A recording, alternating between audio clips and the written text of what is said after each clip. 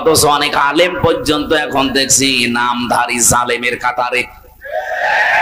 মুরব্বী মানুষ একবার কবরে একবার টাঙায়, এখনো পর্যন্ত জালেম মুনাফিক এবং রাম আর বামদের টাকা খেয়ে ফতোয়া দিচ্ছে যে জামাত ইসলামী কোন ইসলামী দল না, এটা ভণ্ড ইসলাম, এরা মওদুদের মতবাদ কায়েম করতে চায়।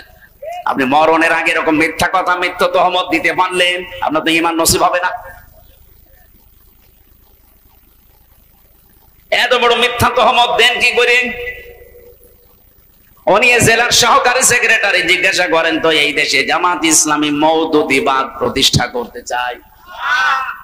মওদুদি আমাদের ইমামের, আমাদের মাযহাবের ইমামও না, ওনার কোনো মাসলাও আমরা নেই না।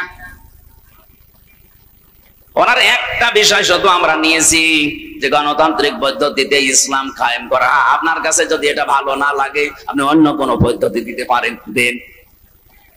আমরা তাকে মাযহাবের ইমাম মানি না, কোন মাসলার ইমামও তারে মানি না। আর আন্দাজে এই তহমতটা আপনি এই 54 বছর লাগিয়ে দিয়েছেন। এই মিথ্যা কথা বলার জন্য আমার মনে হয় তার তওবা করা উচিত, না করলেও লোক বেঈমান হয়ে মরবে।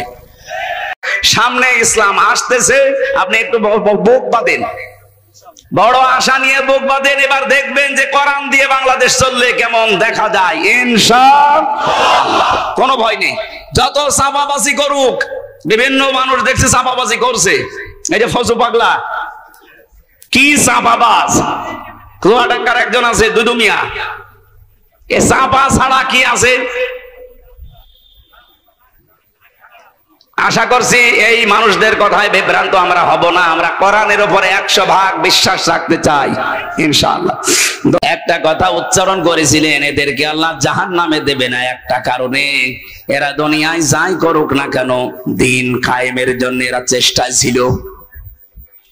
এই হাদিসের যে ব্যাখ্যা আমি পড়েছি, মুহাদ্দিসিন কিরাম লিখেছেন, কোন মানুষ যদি মন থেকে জমিনে আল্লাহর বিধান কায়েম করার জন্য চেষ্টা করে, দিন কায়েমের জন্য যদিও চেষ্টা অব্যাহত রাখে, জমিনে যদি বিধান কায়েম নাও হয়, আল্লাহ তাকে অন্তত জাহান্নামে দেবে না। আপনার চাইতে যেহেতু কোরআন হাদিস হালকা হলেও বেশি পড়েছি, আমি কোরআনের উপরে আমার অনার্স মাস্টার্স করা আছে, আল্লাহর কসম এই হাদিসের ব্যাখ্যা আমি যা বুঝেছি সেইটাই বোঝায়।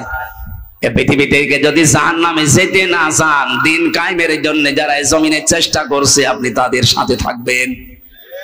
আমরা এই যে 300 জন নমিনেশন পেয়েছি সারা বাংলাদেশ থেকে, আমরা কেউ পদপ্রার্থী না। এমনকি আমি নিজে কুষ্টিয়া 3 আসনে, উনি বাঘা 4 ঘাটের জন্য। বলেন তো, জিজ্ঞাসা করেন ওনারে, উনি যেই দিন নাম ঘোষণা হবে ওই দিনও জানতেন কিনা? জানতেন না। অথচ এই পদ পাওয়ার জন্য দেখেন বাংলাদেশে অনেকেই সামনে মারামারি করে মরে যাবে। আমাকে বেশি বলে ফেললাম না? আপনি দেখবেন তারপরে বলবেন। এই পদটা নিয়ে আসতে কমপক্ষে 5-7 কোটি, 10 কোটি, 20 কোটি টাকা তো লাগবেই। এমনকি এই পদ পাওয়ার জন্য অনেকে মরে যাবে, কারণ তাদের উদ্দেশ্য শুধুমাত্র জনগণের সেবা করা না, তাদের আরেকটা সেবা আছে। কিন্তু জামাত ইসলামী থেকে এইরকম কোন ধান্দাবাজ নেই। অলরেডি ঘোষণা আপনারা শুনেছেন আমির জামাতের কাছ থেকে, যে এই দল থেকে কেউ যদি এমপি হয়, মন্ত্রী হয়, 5 বছরে তার একটা টাকা বাড়বে না, যা আছে আরো কমে যাবে। এই দেশে 73টা দল, কোন দল এই গ্যারান্টি দেখতো ওই দল থেকে এমপি দাঁড়াবে না? বলবো ঝামেলা করে লাভ কি? আমার ওখানে যিনি আছেন উনি অলরেডি ঘোষণা অলরেডি দিয়েছেন যে দরকার হয় আমি 100 কোটি টাকা খরচ করব, তারপরও এই আসন আমার চাই। আপনার কি লাভ ভাই? আমাদের 1 টাকা খরচও নেই, 1 টাকা তোলার ধান্দাও নেই। আর আপনি 100 কোটি টাকা যদি খরচ করেন, কমপক্ষে 5 বছরে 500 কোটি টাকা তুলবেন। আর যেভাবেই তুলবেন এগুলো তো সব জায়েজ নাকি? এই কারণে আমাদের অবস্থা এই জায়গায় দাঁড়িয়েছে। আগামীতে দাঁড়াবে না ইনশাআল্লাহ। সে ভালো জানুক আর খারাপ জানুক, এই কথা বলে না কেন? এই খারাপ জানানোর পেছনে 54 বছরে যারা দায়িত্বে ছিল তারা দায়ী। এরা এই সত্য মিথ্যা মিশ্রণ করে এদের বিরুদ্ধে শুধু প্রোপাগান্ডা চালিয়েছে।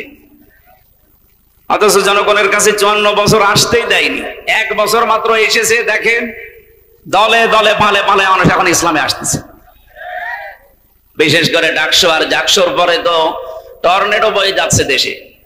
আমি তো আর রাজশাহী শুধু না, এই দেশে 630টা থানা, প্রায় সব জায়গায় কম বেশি দৌড়াচ্ছি। সারা দেশে একটা ঝড় উঠে পড়েছে ডাকশোর পরে। এখন অধিকাংশ মানুষ বলছে আর কোন দিকে নেই, এখন আছে আল্লাহর বিধান কায়েম করার জন্য, যা হয় হবে। গত শুক্রবারে আমার ইউনিয়নে জমার নামাজের পরে 18 জন নেতা সব নেতৃত্ব দেয় এলাকায়। তারা বলছে এতদিন ভুল পথে ছিলাম, এখন আল্লাহর বিধান কায়েমের জন্য আপনার হাতে হাত দেব। আমি বললাম কালেমা পড়ানো লাগবে? বলছে না, কালেমা পড়ানো লাগবে না, তবে আসি আপনার সাথে। তাহলে এতদিন বলে ডাকশো আর জাকশো আমাদের বিবেক খুলে দিয়েছে। কোন জাতিকে যদি আল্লাহ বিজয় দান করে 9টা জিনিস একটা একটা করে তাদেরকে দেখায়। প্রথম নাম্বারে ওয়ারাইতান নাসা ইয়াদখুলুনা ফি দীনিল্লাহি আফওয়াজা। হে নবী, আপনি দেখবেন দলে দলে পালে পালে মানুষ ইসলামে প্রবেশ করছে। সেদিন 100 হিন্দু পরিবার এসেছে। হিন্দু মানুষরাও এখন বিশ্বাস করছে দেশে ইসলাম ছাড়া নিরাপদে থাকার কোন দল নেই। গোবিন্দচন্দ্র পরামানিক, হিন্দু মহাজোটের মহাসচিব সারা বাংলাদেশের, এই লোকটা সেদিন ফেসবুকে লাইভ এসে জানিয়েছে এই দেশে যদি জামাত ইসলামী রাষ্ট্র ক্ষমতা পায়, যত ধর্মের লোক দেশে আছে সবাই নিরাপদে থাকবে। আমার মনে হয় হিন্দু গোবিন্দচন্দ্র পরামানিককে আমি কানে কানে বলে দিয়েছিলাম। এটা হিন্দু মানুষ, সেই বিশ্বাস করতে পারে, অথচ অনেক আলেম পর্যন্ত এখন দেখছি নামধারী জালেমের কাতারে। মুরব্বী মানুষ একমা কবরে একবার টাঙায়, এখনো পর্যন্ত জালেম, মুনাফিক এবং রাম আর বামদের টাকা খেয়ে ফতোয়া দিচ্ছে যে জামাত ইসলামী কোন ইসলামী দল না, এটা ভণ্ড ইসলাম, এরা মওদুদের মতবাদ কায়েম করতে চায়। আপনি মরণের আগে এরকম মিথ্যা কথা, মিথ্যা তহমত দিতে পারলেন, আপনার তো ঈমান নসিব হবে না। এত বড় মিথ্যা তহমত দেন কি করে? উনি জেলার সহকারী সেক্রেটারি, জিজ্ঞাসা করেন তো এই দেশে জামাত ইসলামী মওদুদিবাদ প্রতিষ্ঠা করতে চায়। মওদুদি আমাদের ইমামের, আমাদের মাযহাবের ইমামও না, ওনার কোনো মাসলাও আমরা নেই না। ওনার একটা বিষয় শুধু আমরা নিয়েছি যে গণতান্ত্রিক পদ্ধতিতে ইসলাম কায়েম করা। আপনার কাছে যদি এটা ভালো না লাগে, আপনি অন্য কোন পদ্ধতি দিতে পারেন, দেন। আমরা তাকে মাযহাবের ইমাম মানি না, কোন মাসলার ইমামতারে মানি না। আর আন্দাজে এই তহমতটা আপনি এই 54 বছর লাগিয়ে দিয়েছেন। এই মিথ্যা কথা বলার জন্য আমার মনে হয় তার তওবা করা উচিত, না করলেও লোক বেঈমান হয়ে মরবে। কারণ তার জন্য লক্ষ লক্ষ মানুষ বিভ্রান্ত হচ্ছে। একটা মানুষ যদি একজনকে মেরে ফেলে, তাকে মেরে ফেলেন, তার গুনাহ শেষ।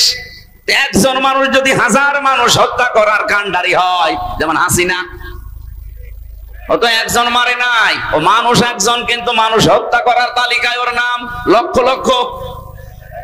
এখন হাসিনাকে যদি আপনি একবার মেরে ফেলেন, ওর গুনাহ মাফ হবে না, ওরে কমপক্ষে 2732 বার মারা লাগবে, তাও শুধু 24 সালের জন্য। আর বাকি সালগুলো বাদ দিলাম।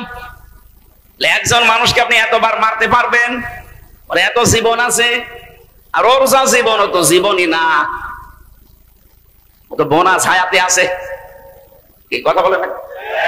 ও কি বেশি থাকার কথা? এখন তো মরে যাওয়া দরকার, কারণ এখন আমাদের হায়াত নিয়ে বেশি আছে, যদিও আমাদের দেশে নেই। যেখানে আছে ওই দেশের মানুষের হায়াত এত না গড়, ও যতদিন বেঁচে আছে অন্তত ওনার মরে যাওয়া উচিত।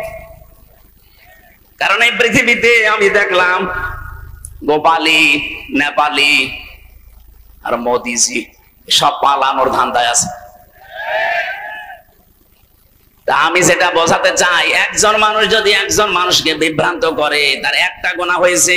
আর ওই একটা লোকের কথার দ্বারা, কাজের দ্বারা যদি লক্ষ লক্ষ মানুষ বিভ্রান্ত হয়, ওকে আপনি একবার শাস্তি দিলে ওর গুনাহ মাফ হবে না।